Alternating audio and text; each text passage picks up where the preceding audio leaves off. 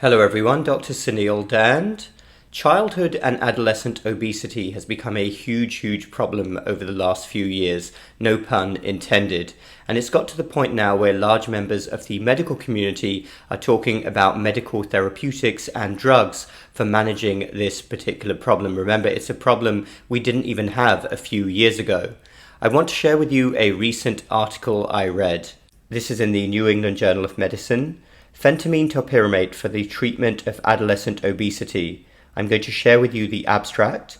Anti-obesity medication may be useful for the treatment of pediatric obesity, yet few safe and effective options exist. We evaluated Phentermine Topiramate for weight management in adolescents with obesity.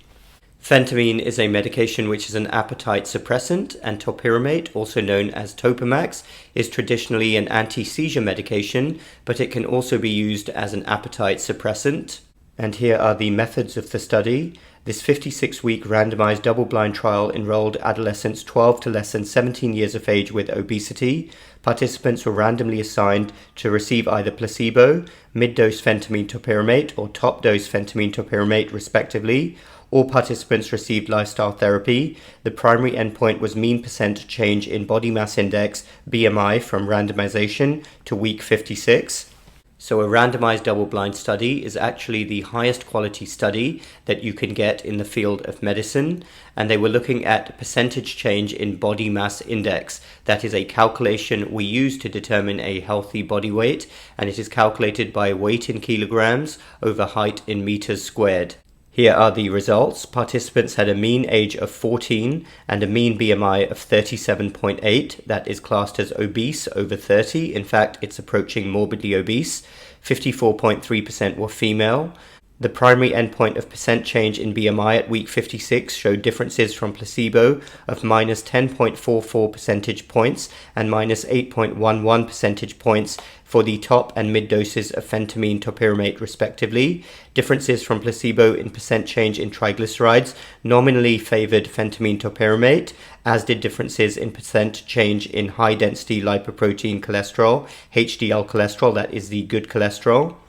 The incidence of participants reporting at least one adverse event was 51.8%, 37%, and 52.2% in the placebo, mid-dose, and top-dose groups, respectively. Those are interesting statistics there. 51.8% adverse event rate in the placebo group. Serious adverse events were reported for 2 participants in the top-dose group. That is, 2 people, 2 youngsters in the top-dose groups had serious adverse events. And here is a graph of the actual study results, which I want to share with you. And I've included the link of the actual study down below so that you can read the whole study. Here's a graph here showing change in BMI. So what are the conclusions? Phentermine Topiramate at both the mid and top doses offered a statistically significant reduction in BMI and favorably impacted triglyceride and HDL levels in adolescents with obesity. Well, that is quite a study there. What did other so-called experts have to say about this study result? I want to share with you a review in a publication which is actually associated with the New England Journal of Medicine. Here's a comment here. For obesity management in adolescents, the current FDA-approved pharmacotherapies, orlistat and liraglutide, are associated with as much as a 4.5% reduction in BMI. In contrast, the magnitude of BMI reduction in this study was in the range of 8 to 10%. One caveat is that the researchers didn't collect information on physical activity and caloric intake, and the extent to which lifestyle counseling influenced the outcomes is unclear. If Phentermine Topiramate becomes FDA approved for this indication, it will be interesting to see whether the efficacy and safety demonstrated in this study will translate into real-life practice and whether long-term use will be necessary to sustain weight loss. Well, I have so many thoughts about that particular study, and it's an area of medicine that I feel very strongly about.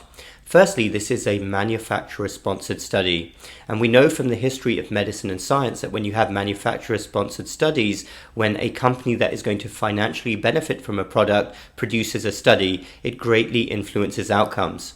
With regards to the outcomes then, the primary endpoint, percentage change in BMI. What is a 10% change in BMI anyway? If you go from a BMI of 40 to 36, then you are still obese. They're not looking at body weight, they're looking at body mass index. Of course, we know that every medical therapeutic out there comes with side effects and potential adverse events, and we saw a couple of serious ones in the high dose group there. Remember, these are very young people. And of course, this medication is not going to come cheap. It's going to be very expensive. And the final point is this, and it's the biggest source of my frustration with modern medicine and healthcare philosophy. We didn't even deal with this problem a few years ago. It wasn't even a thing, childhood and adolescent obesity, and now rates are through the roof. Why has this happened? It hasn't happened by accident because people's genetics have suddenly changed.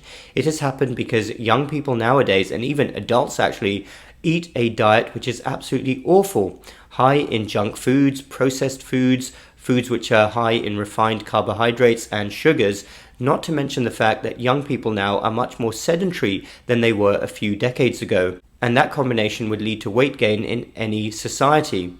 This is a problem with modern medicine. Now we're talking about drugs to solve this problem, is it completely fails to address the root causes. We're all about putting band-aids on things. We never address root causes.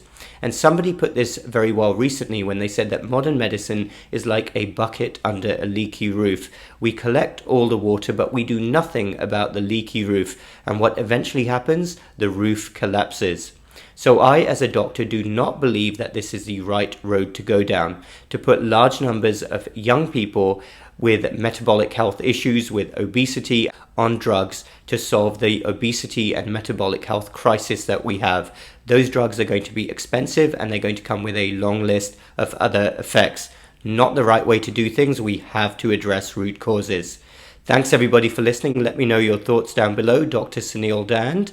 Do hit the subscribe button for more similar videos on my Real Medicine and Health Science channel. You can also follow me on my news channel. The link is down below, and we will talk again very soon.